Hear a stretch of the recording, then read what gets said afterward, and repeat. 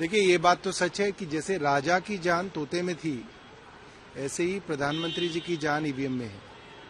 मगर ईवीएम से लंबी लड़ाई लड़नी पड़ेगी। तब तक के लिए ये है कि ईवीएम की गड़बड़ी होती है 5% की, 10% की। आपको ज्यादा से ज्यादा नंबर में बाहर निकल के वोट डालना है। 20% से ज्यादा लोग बाहर निकलेंगे, वोट डालेंगे, तो ईवीएम भी जो है कुछ नहीं कर पाएगी। इसलिए वोट बढ़ाना पड़ेगा अपोजिशन पार्टी के। ये हमारा बात हमने वहां कही। अरविंद केजरीवाल जी को ईडी का सम्मन आया है जो दिल्ली जल बोर्ड वाले मामले में। देखिए, केंद्र सरकार का मानना है कि अरविंद केजरीवाल अगर दिल्ली से बाहर निकलेंगे और देश के कोने कोने में इंडिया गठबंधन के लिए मीटिंगें, रैलियां, सभाएं करेंगे, तो इससे भारतीय जनता पार्टी के लिए मुश्किलें बढ़ेंगी। इसलिए उनको किसी भी तरीके से जेल में डालना है। एक्साइज के मामले में कोर्ट ने बेल दे दी, तो बात बनी नहीं। इसलिए अब एक नया मामला जल बोर्ड का ढूंढा गया है। इसके बाद कोई और नया ढूंढ लेंगे।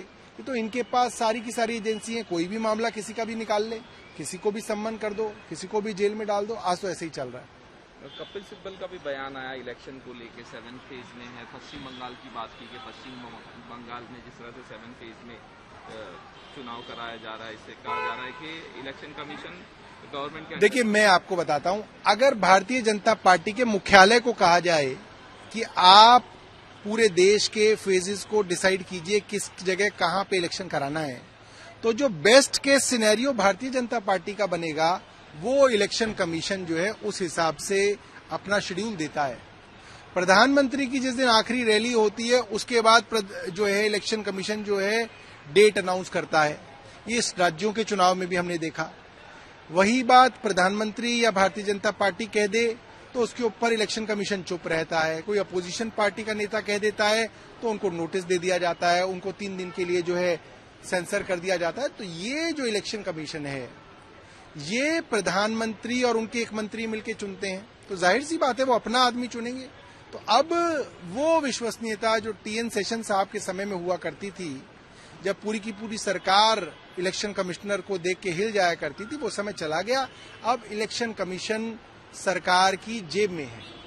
इलेक्टोरल बॉन्ड को लेके अब सुप्रीम कोर्ट ने कहा है, जो एसबीआई के चेयरमैन है, कि एक एफिडेविट सबमिट करें और उसमें कहें कि पूरी जानकारी दे दी गई है, किस तरह से देखते हैं, और जो लिस्ट आई है बाकी पार्टियों की। ये बहुत शर्म की बात है और पूरे देश के सामने केंद्र एक्सपोज हो रहा है।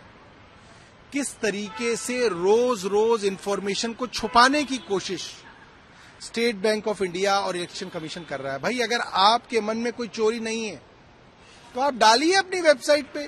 भारतीय जनता पार्टी अपनी वेबसाइट पे क्यों नहीं लिस्ट डाल रहा है? डाले, ये सारे डोनर हैं, हमें इतना करोड़ रुपया हमें मिला है। केंद्र सरकार क्यों ऐसी स्कीम लेके आई जिससे डोनर के नाम छुपाने पड़ रहे हैं? और जो बड़े आरोप लग रहे हैं वो ये हैं कि जिसके यहाँ ईडी का छापा पड़ा, जिसके यहाँ इनकम टैक्स का छापा पड़ा, उसने अगले ही हफ्ते इतने करोड़ों रुपए के बॉन्ड बनवाए। क्यों बनवाए भाई?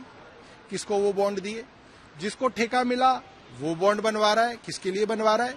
जिसका अपना जो प्रॉफिट है वो 2 रुपए का है, 2 रुपए की प्रॉफिट कमाने वाली कंपनी 100 रुपए का दान कर रही है पॉलिटिकल पार्टी को। कैसे कर रही है भाई? ये तो शेल कंपनी हो गई, ये तो हवाला हो गया, ये तो मनी लॉन्ड्रिंग हो गई। क्यों नहीं जो है ईडी इनके ऊपर मुकदमा दर्ज कर रही है? अभी किस चीज का इंतजार कर रही है ईडी?